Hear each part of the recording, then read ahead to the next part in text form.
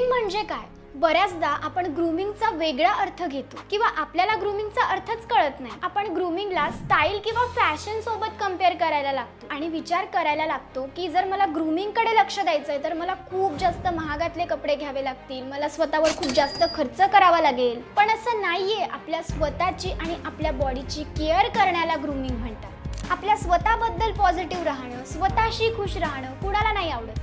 आणि ज्यावेळी आपण या छोट्या छोट्या गोष्टींकडे लक्ष देतो ना, आपल्याला खूप छान वाटायला लागतं स्वतःबद्दल आणि त्यामुळे आपला कॉन्फिडन्स सुद्धा वाढत जातो. आणि म्हणूनच ग्रूमिंग अतिशय महत्त्वाची असते. आणि आज मी तुम्हाला अशाच काही ग्रूमिंग टिप्स सांगणार आहे. चला तर सुरू करूया.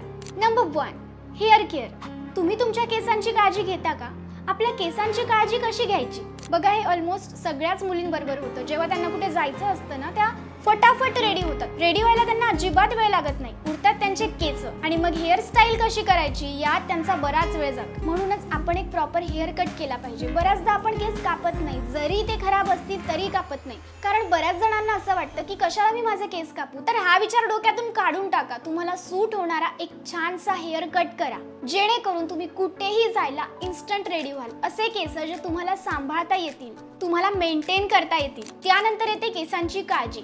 माइल्ड शॅम्पू यूज करा जो सल्फेट पॅराबेन फ्री असेल. तुमचे केस ओव्हर फिझी असतील तर कंडिशनर वापरा. केस धुण्याच्या 2 ते 3 तास आधी त्यांना ऑइल लावा. केस धुतल्यानंतर ते सुकवताना जास्त झटकू नका, जास्त हीट केसांना करू नका.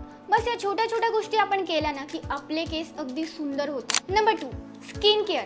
आता स्किन केअर मध्ये काय वापरायचं ते आपल्या सगळ्यांना माहिती आहे. फेस वॉश, मॉइश्चरायझर आणि सनस्क्रीन या 3 गोष्टी महत्त्वाच्या असतात. सगळ्यात आधी एखाद्या माइल्ड क्लिन्झरने, फेस वॉशने आपला फेस स्वच्छ वॉश करायचा.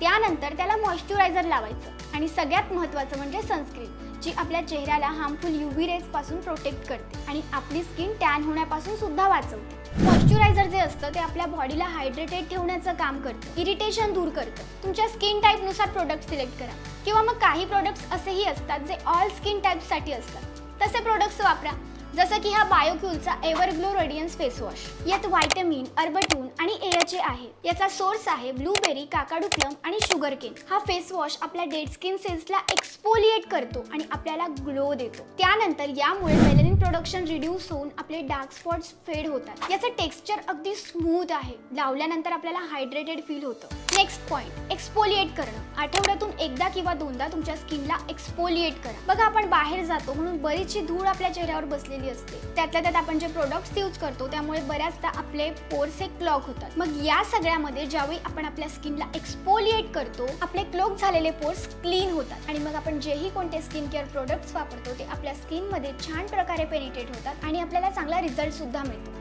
नेक्स्ट पॉइंट, तुमच्या फेसवर, तुमच्या अप्पर लिप्सवर, त्यानंतर तुमचे आयब्रोज जे असतील ते व्यवस्थित ट्रिम करा. 20 दिवसात किंवा एका महिन्यात तुमच्या आयब्रोला तुमच्यानुसार ट्रिम करा. यामुळे आपला फेस शार्प आणि क्लीन दिसतो. पुढचा पॉइंट, जर तुमच्या डोळ्यांखाली खूप जास्त डार्क सर्कल्स असतील तर त्यांना ट्रीट करण्यासाठी काही होम रेमेडीज वापरा किंवा तुम्हाला त्याच्यासाठी वेळ नसेल तर एखादी क्रीम यूज करा. जसं मी सध्या यूज करते बायोक्यूलची forever young under eye cream. यात हे सगळे प्रोडक्ट्स आहेत. यांचा सोर्स आहे ग्रीन टी प्लस फिडेन्स पिलोसा. या आय क्रीमचं टेक्स्चर अगदी सिल्की स्मूथ आहे आणि ही अगदी लाईट वेट आहे. तुम्ही हिला सकाळी आणि रात्री दोघही वेळी वापरू शकता. ही क्रीम आपले डार्क सर्कल, डफल्स, रिंकल्स आणि फाईन लाईन्स दूर करण्यासाठी मदत करते. आपले डार्क सर्कल्स फेड करते. त्यानंतर पूर्ण झोप घेणं सुद्धा महत्त्वाचं आहे. बऱ्याचदा आपण कमी झोप घेतल्यामुळे सुद्धा आपल्याला डार्क सर्कल्स होतात. नेक्स्ट पॉइंट, नेल केअर. तुमचे नेल्स व्यवस्थित ट्रिम करा. जर तुम्ही मोठे नेल्स ठेवत असाल तर त्यांना व्यवस्थित क्लीन करून ठेवा. बऱ्याचदा आपला एखादा नेल ब्रेक होतो आणि मग त्यानंतर आपण बाकीचे नेल्स तसेच राहू देतो.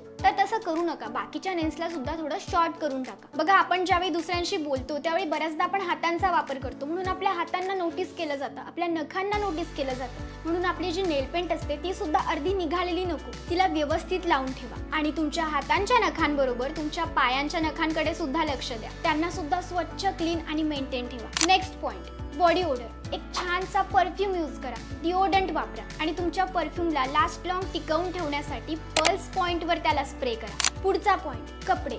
तुमच्या बॉडी टाईपनुसार कपडे सिलेक्ट करा. चांगले स्वच्छ कपडे घाला. तुम्ही ज्या ठिकाणी जात आहात त्या ठिकाणी जसे कपडे सूट होतील तसे कपडे घाला. आणि सगळ्यात महत्त्वाची गोष्ट म्हणजे ज्या कपड्यांमध्ये आपल्याला कम्फर्टेबल वाटेल ना असेच कपडे घाला. बऱ्याचदा आपण दुसऱ्यांचं बघून किंवा एखादा ट्रेंड फॉलो करण्यामागे लागून असं काहीतरी घेऊन घेतो जे घालून आपल्याला अजिबात कम्फर्टेबल फील होत नाही, आणि जेव्हा आपण अनकम्फर्टेबली कुठेतरी जातो ना, मग त्यावेळी आपण कितीही चांगले कपडे घातलेले असले तरी आपल्याला आतून कॉन्फिडन्स येत नाही, मग आपण तिथे चांगले प्रेझेंट होऊ शकत नाही.